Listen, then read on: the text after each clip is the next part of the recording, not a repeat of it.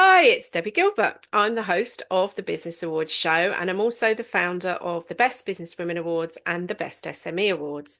And today I'm joined by Hayley Charlesworth. She is a truly inspiring woman whose personal journey has led to powerful, life-changing impact for others.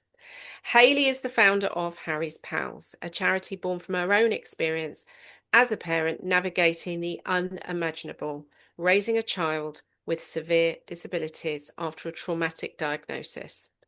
What she found during that time was a devastating lack of emotional support for families like hers. So, what did she do? Well, she decided to change that. And through her work, Hayley is on a mission to ensure that no parent facing these darkest moments feels alone.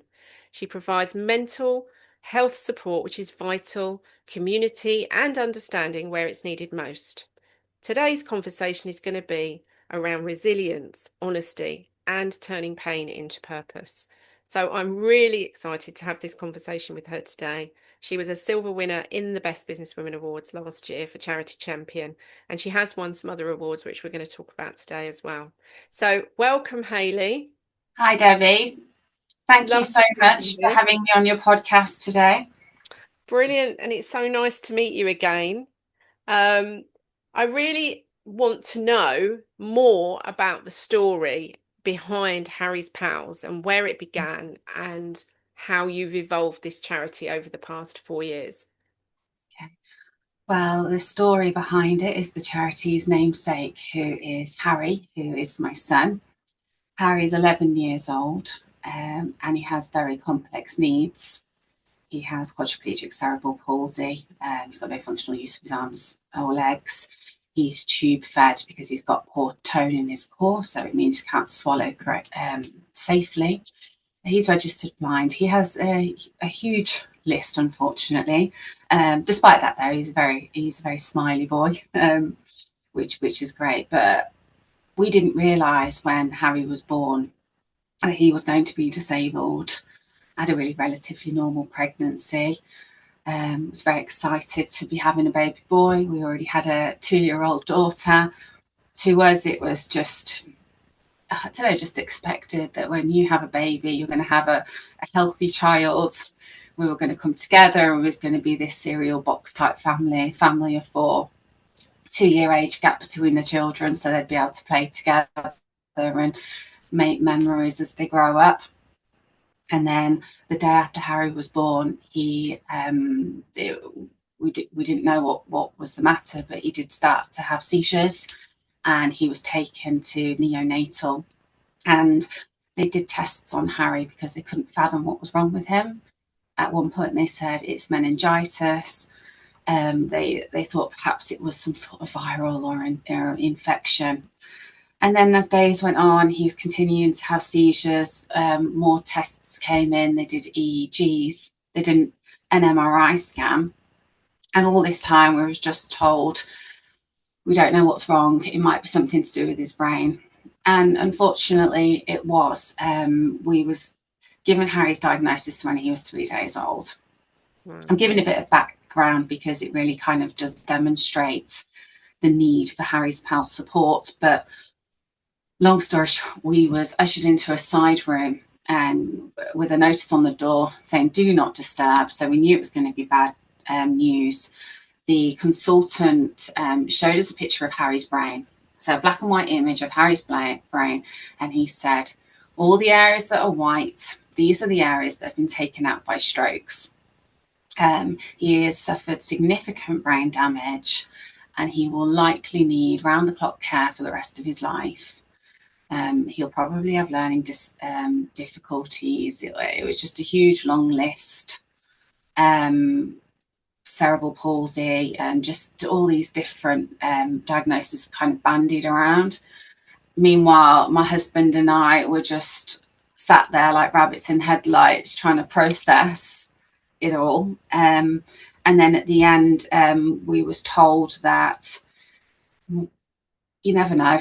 The brain has sometimes has an ability to repair itself, and sometimes we don't know how this damage is going to affect a child. Perhaps given a little bit too much false hope, knowing what they knew from the MRI scan. And he said, go home, see how Harry fares. If he gets to a month, see if he rolls. When he gets to 3 months, it was kind of just like, just wait and see how he goes. There'll be professionals that will come and see you. There'll be health visitors, dietitians, speech and language therapists. I felt like, gosh, I'm going to have to get some sort of rotating door. Uh, and I said, okay, well, it's great that Harry's got all this support and he's going to have all the professionals in place. But what about us as parents? Like, surely you've been given the gravitas of the news, the fact that we was going to have to look after a medically complex child.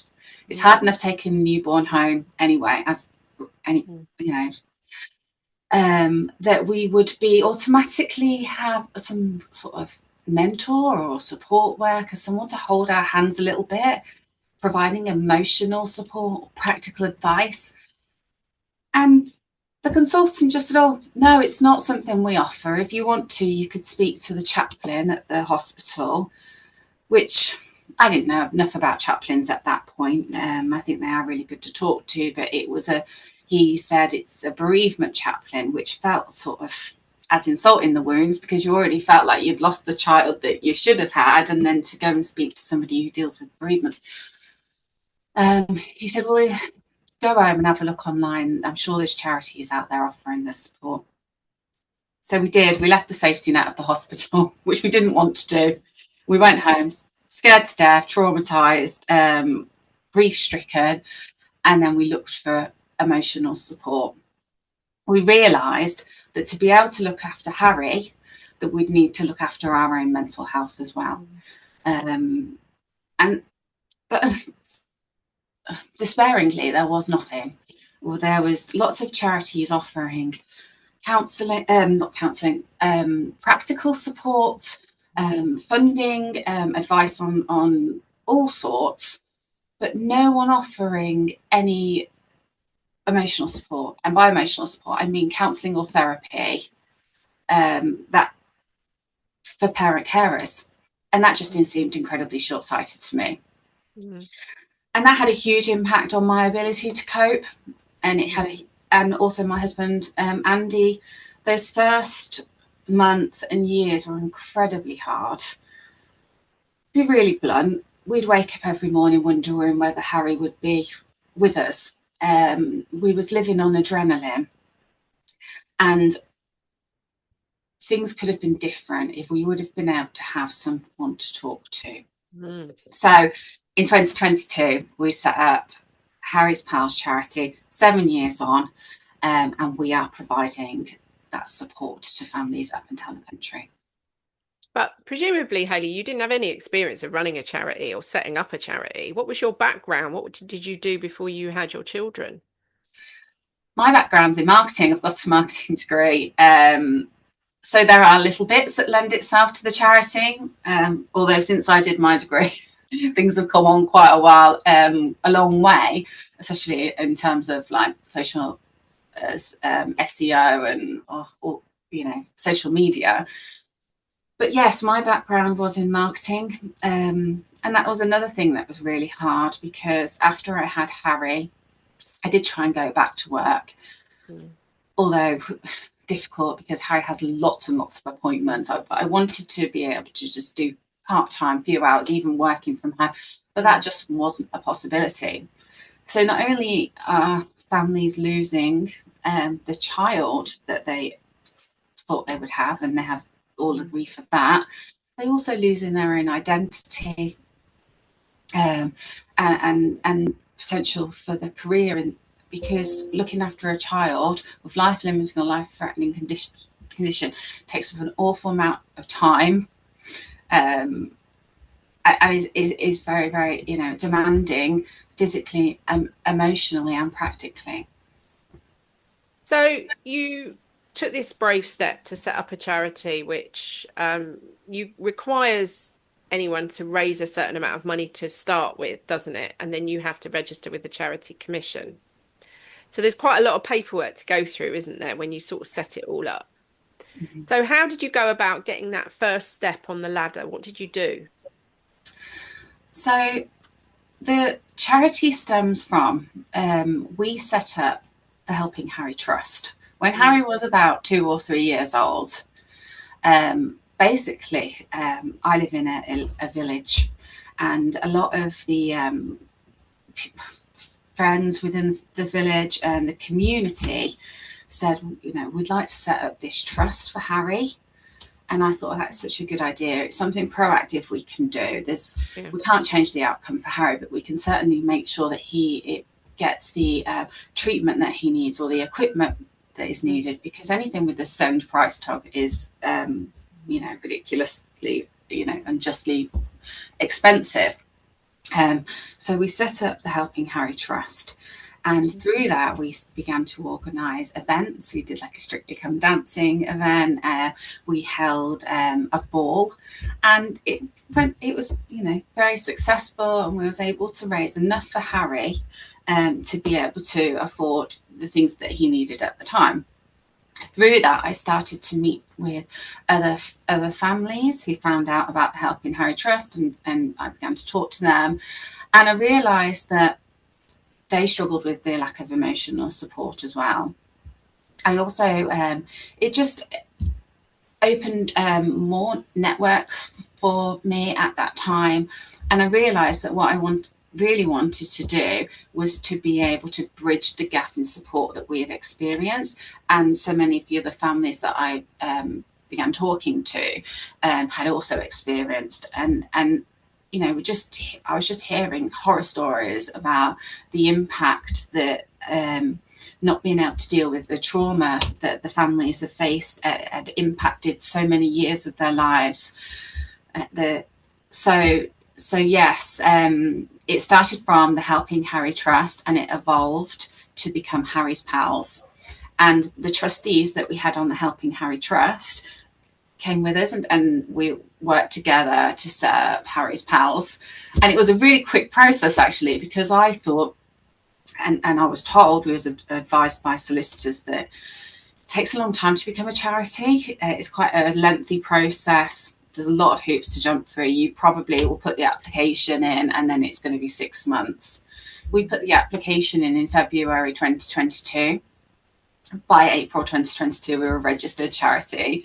They said, here's your charity registration number. Off you go. They could see that there was absolutely a need for the services we wanted to provide.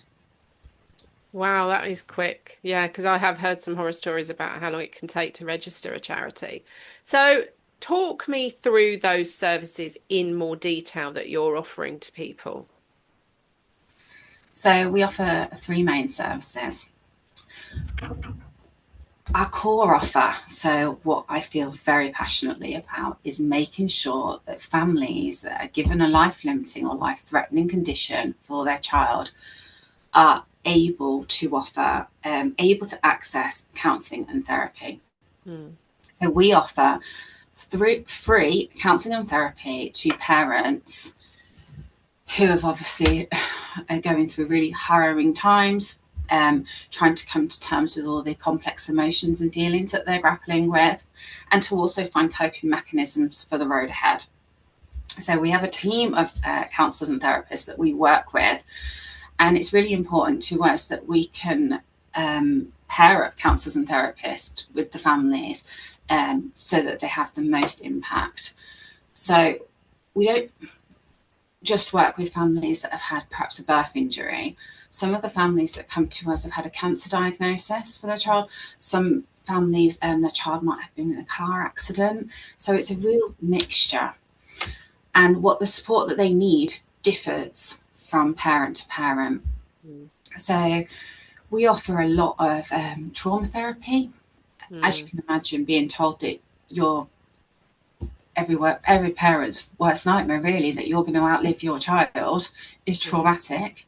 So we work with these therapists. We also work with traditional talking counsellors, which is really useful for families that might not have a big network of people surrounding them who might be able to wanting to talk through their emotions and find new ways to and to recognise those emotions as being a normal way to feel, because there is so much going on for these families.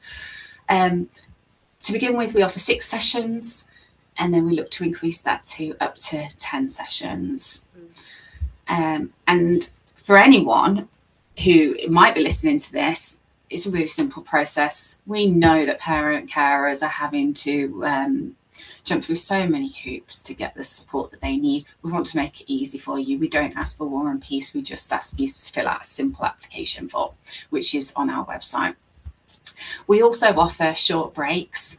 So these are for families on a low income, so that they're able to get away and have 4 or 5 days just to go and make memories and have that opportunity. I mentioned about putting some price tag on how everything's so expensive. It's ridiculously expensive. The families that we speak to, they're making house adaptations. It's things that families don't really want to be doing and never thought that they was going to have to do, but then now they're having to spend potentially their life savings on that, any extra bit of money they've got. They're having to think about the cost of equipment. For example, a wheelchair can cost around £10,000. The expense of having a child with SEND needs is a lot. And then you've got the equipment, if you want any treatment, toppled with one parent's usually has had to give up work because they've not been able to juggle. It's a 24/7 job. It's an admin job. When you're caring for a child, the amount of appointments that you're having to do, forms that you're having to fill in, that's perhaps a full-time job in its own right. Then you've got your nursing hat on as well, so you're having to think about when your child's next medication is, making sure that they're cared for overnight, perhaps turned overnight. They've got the SATS machine on, they've got the BiPAP. It's a lot. So for the majority of families, being able to work and do all of that, it's just out of the question. Yeah. So holidays are really important, aren't they, to get away and have a break? So exactly. And we speak to families day in, day out, and they've not been on holidays for years. And it's just, I find it really heartbreaking, because these are families that need to go away and make the memories, because time isn't often on their side. No. And it's not just for the parents and for the child, it's for the siblings as well, so that they've got those precious positive memories to be able to look back on. And I can understand completely why people are having to prioritise being able to get through the front door. The things that they're having to put in food on the table. But for us at Harry's Pals, we really want to make sure that those families are able to have that short break. We also offer peer support as well. So making sure that families can have somebody else to talk to, somebody who's in the same boat. Because when you're given a diagnosis, you often feel like it's not happened to anyone else. You're the only one. I didn't want to look at another child the same age as Harry for a long time, because I'd be comparing them. I didn't want to speak to parents who would moan at me about the child having a sickness and diarrhea bug. It just felt all so trivial, and I think, oh God, I wish that was just our only worry. Over time, that gets easier. But in those first few years, I wanted to be able to speak to families that were going through something similar to me, someone that were facing hospital stays or operations for their child. So we offer that, and we offer support groups. So we offer online support groups and face-to-face meetups for families to come together and not have to explain things, but everyone just gets it and understands what they're going through. So there are 3 main offers, and to do that, and to be able to offer that support out, we work with hospitals and hospices and other charities who refer families to us.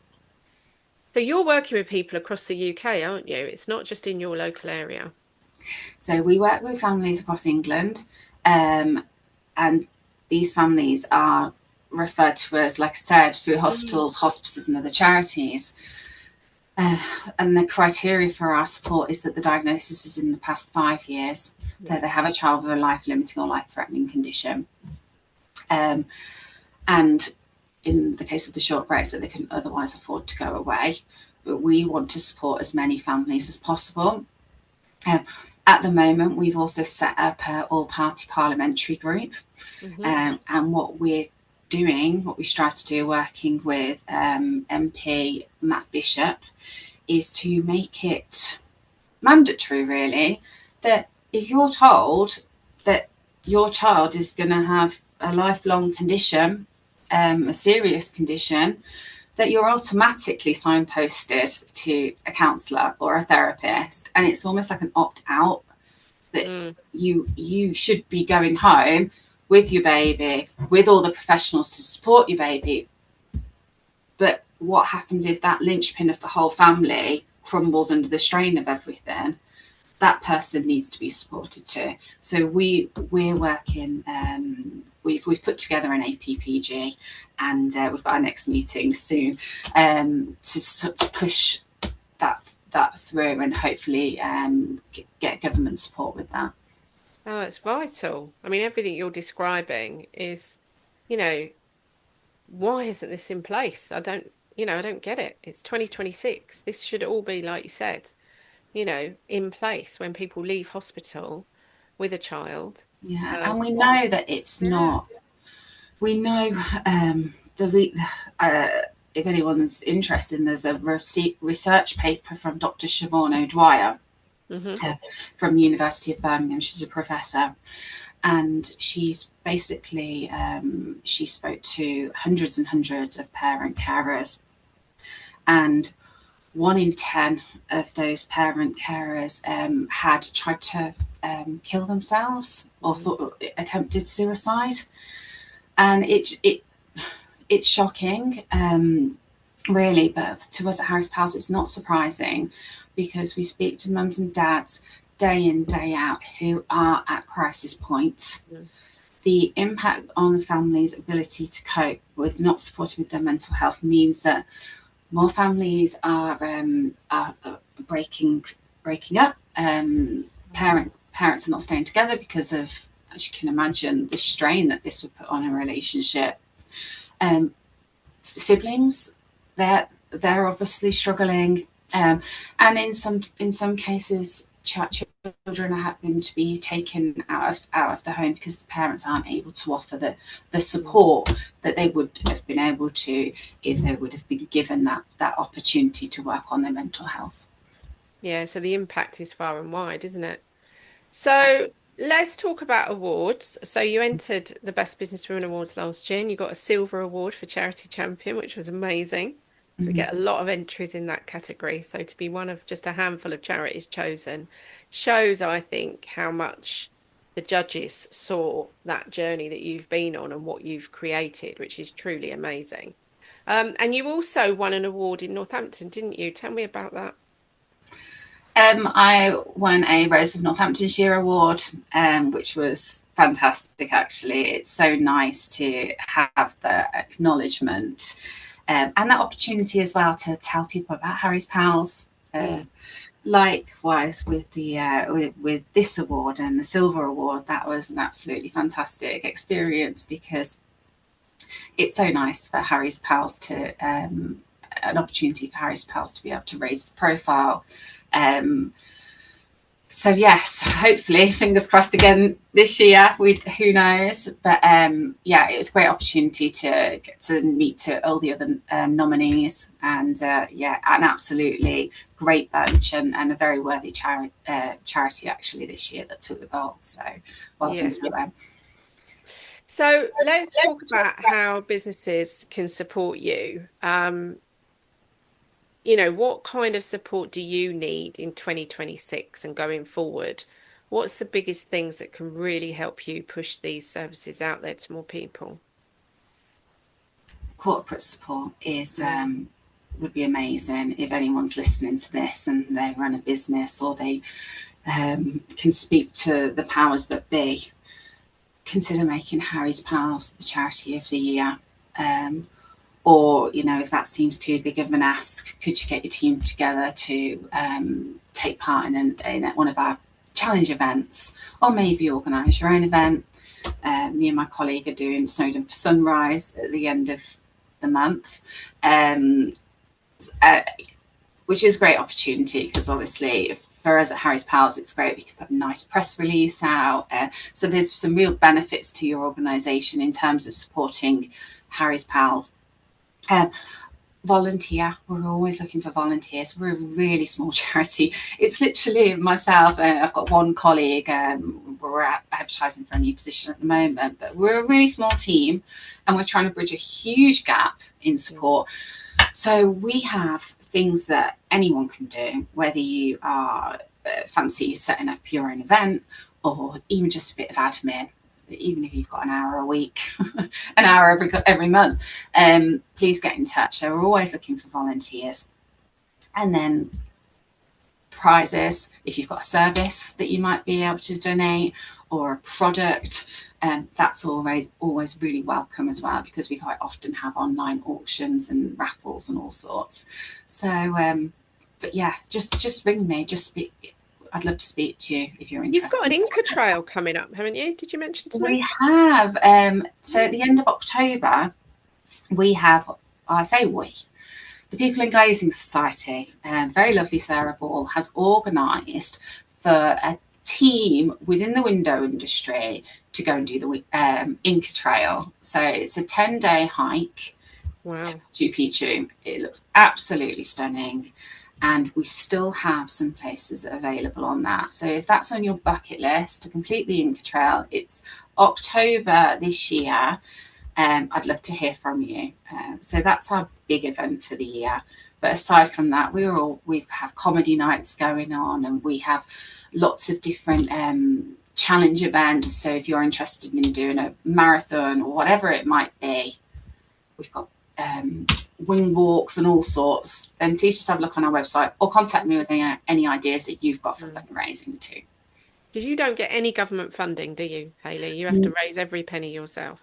No government funding at all. As you can imagine, for a charity like ours, there are very, very few charities offering this kind of emotional support. So we do get a lot of requests and a lot of requests for short breaks. So the fundraising side of things is a constant. We can't take our eye on the ball. We're always looking for new opportunities because we don't want to turn families away. Like I said, when families come to us, they're at crisis point. We want to make sure that we get the support to turn things around for them. So yeah, it's a full-time job, the fundraising. But we do have some really fun ways that people can get involved and support us. So give us a sort of a rough number of the number of families that you helped last year. So I can't tell you the numbers. What I can tell you though is that we supported with 400 hours of counselling. Wow. And we supported with 252 days of short breaks. So I think around 66 families off the top of my head. Shows you the scale of the need, though, doesn't it? Absolutely. Really does. And then we have all the families that that's not including all the families through the support groups. Yes. That we speak to as well. So I'd say in the hundreds. But the more we raise, the more we can support more hospitals, more hospices, and reach out to them so they can refer families to us, because at the moment we're very conscious that we don't want to offer our support to another hospital and then not be able to have the resources to provide that family with the right support, because it's really important to us that the support makes a difference to them and make sure it's right. And so for example, the short breaks, we offer breaks, accessible breaks, obviously, and things like making sure that they have hoists and profiling beds. So, and these things like come with an additional price tag. So the short breaks can become quite expensive. So yes, any financial support that we get would go straight back into making sure that more families are able to get away and, you know, have something to look forward to. Wow, you're truly really inspiring. How do you cope with running the charity, looking after Harry and your other child, and your head spinning sometimes with it all? It is.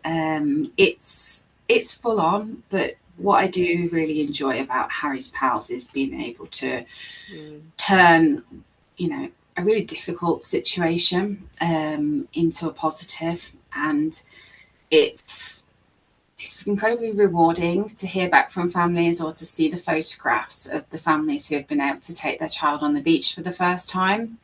Mm. Um, I so I really enjoy that. So it's, despite sometimes I do feel a bit stressed and a bit overwhelmed. Mm. On the whole, I absolutely love what we do, and I'm proud of what we do, and I think it's making a big difference. So I have to remember that sometimes when the kids are driving me up the wall and everything's going on with Harry. But yeah, it's incredibly rewarding. Oh, Hayley, you've just created something so amazing, and I have just been sitting here in awe of you, to be honest with you. I'm always in awe of women that take an idea that they've spotted a need and they run with it. And you've done that with all the other things going on in your life. And that's just incredible as far as I'm concerned. So if you've been listening to today's episode, Hayley needs your help. Please get in touch with Hayley at Harry's Pals. We'll make sure that her details are in the show notes so that you can pledge your support, whether that's financial, whether that's physical support. Hayley would love to hear from you to continue the work of this amazing charity. So well done, Hayley, for all the stuff that you've done and all the parents that you've helped out there. I'm sure this charity is going to go from strength to strength, and I will keep my fingers crossed that you get some support from the government because clearly this is something that's really needed. So thank you, and I Thank wish you you. continued success with the charity. Thanks so much, Debbie. Thanks, everyone. Thank you.